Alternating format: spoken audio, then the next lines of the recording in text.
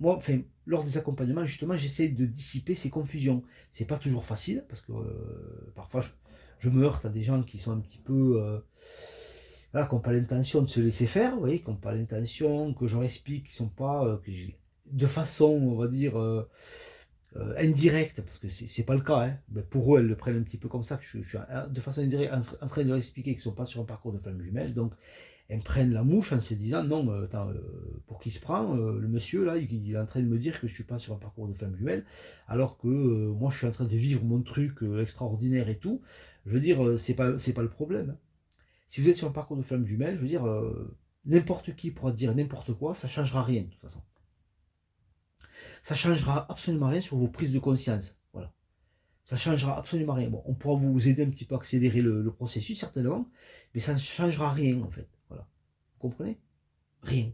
Voilà. Tout simplement, rien. La souffrance vous met dans l'illusion dans l'espoir. Comme me dit le vieil adage, l'espoir fait vivre. Et là, c'est la porte ouverte à tous les abus, quoi, en fait. À toutes les manipulations, vous comprenez?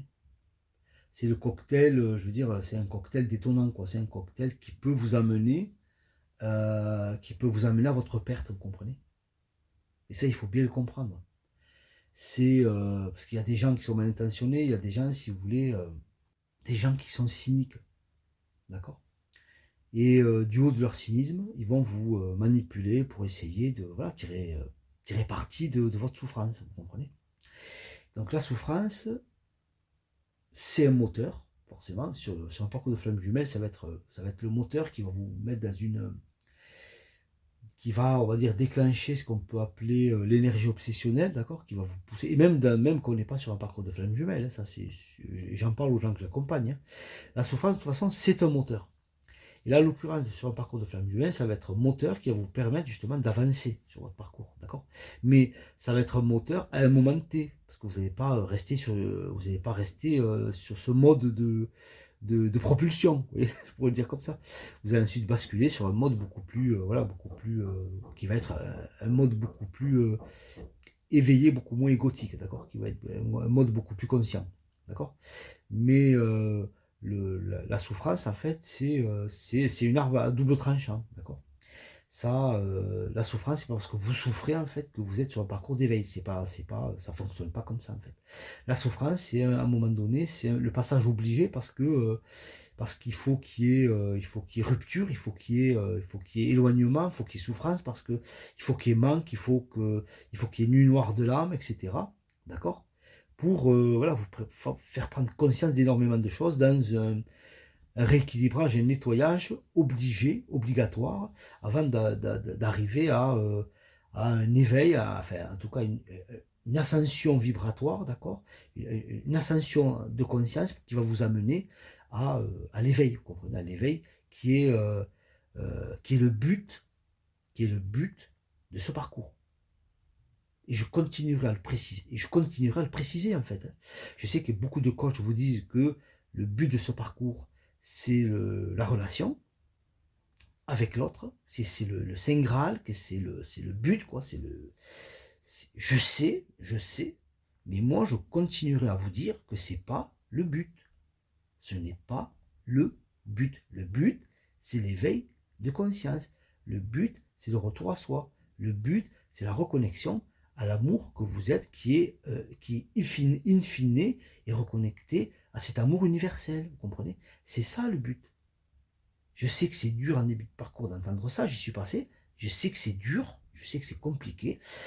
Mais à un moment donné, si vous avez encore un petit peu un ego, on va dire, qui fonctionne encore normalement dans un instinct de survie, dans un instinct de conservation qui est encore là pour protéger l'intégrité de votre personne, si encore vous avez cet ego-là, ce mental-là qui est bien, qui est très bon pour vous, parce que c'est le bon côté de ce mental qui est là pour vous protéger. Si vous avez encore cette dimension-là égotique, réfléchissez, remettez en question, parce que s'il n'y a pas de remise en question, si à un moment donné on aborde des sujets un petit peu de remise en question et que ça vous crée des gênes, des inconforts et que vous ne voulez pas savoir, il y a un problème. il faut que vous soyez en capacité de tout entendre. Même cet audio que je suis en train de faire qui n'est pas facile. Je sais que c'est un audio qui n'est pas facile, je vais perdre certainement beaucoup de personnes, mais c'est pas grave. Hein. Moi, je fais ce que j'ai à faire. Mais il faut comprendre en fait que je ne suis pas là pour vous dire ce que vous avez envie d'entendre, d'accord? Je suis là pour vous dire, en tout cas, ma vérité, d'accord? Qui n'est pas la vérité, parce que la vérité, elle est de fait, elle est absolue, vous comprenez? Et voilà, je suis un être humain comme vous. Donc, je parle de ma vérité, selon ce que j'ai expérimenté, conscientisé, etc. D'accord? Et jusqu'à aujourd'hui, j'ai encore des prises de. Enfin, je veux dire, il y a toujours des prises de conscience, heureusement. Si on n'est plus sur le chemin d'éveil. Mais ce que je veux dire, c'est que j'ai été aussi confronté à des choses, voilà, des choses difficiles, hein, compliquées, parce que ça a bloqué un petit peu. Mais à un moment donné, il faut lâcher, il faut accepter les choses telles qu'elles sont. Vous comprenez? Il faut aborder sa vie telle qu'elle est. Et c'est beaucoup plus compliqué pour un yin, ça je le comprends. Hein. C'est beaucoup plus difficile ce que je dis pour un yin que pour un yang. Un yang, ça pique, ça fait mal, c'est difficile, mais c'est beaucoup plus... euh, parce qu'il y a quand même des ressources émotionnelles, etc., qui sont là. Il y a quand même il y a quand même des ressources qui sont là. Donc, c'est malgré qu'il y aura de la souffrance, qu'il y aura, etc., de la peur, des angoisses, etc., de la difficulté à accepter des choses qu'on ne veut pas, voilà, qu'on veut pas voir. Hein. On veut continuer à se mentir à soi-même. Ça va être beaucoup plus simple pour une polarité yang que pour une polarité yin, qui va être beaucoup plus dans la fuite, qui va être beaucoup plus dans des notions de croyances, d'espoir, etc., où il faut que, voilà, il faut que je sois sur ce parcours-là, quoi. Voilà. Donc, je vais arrêter cet audio ici. Écoutez, j'espère qu'il vous aura aidé à prendre conscience, en fait, des dangers, en tout cas, euh,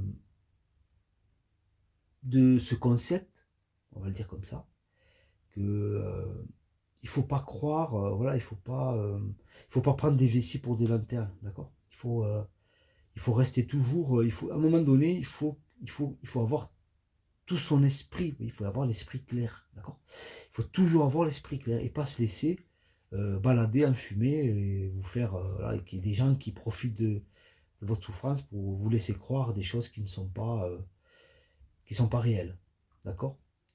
Donc, écoutez, sur ce, je vous dis salut les amis.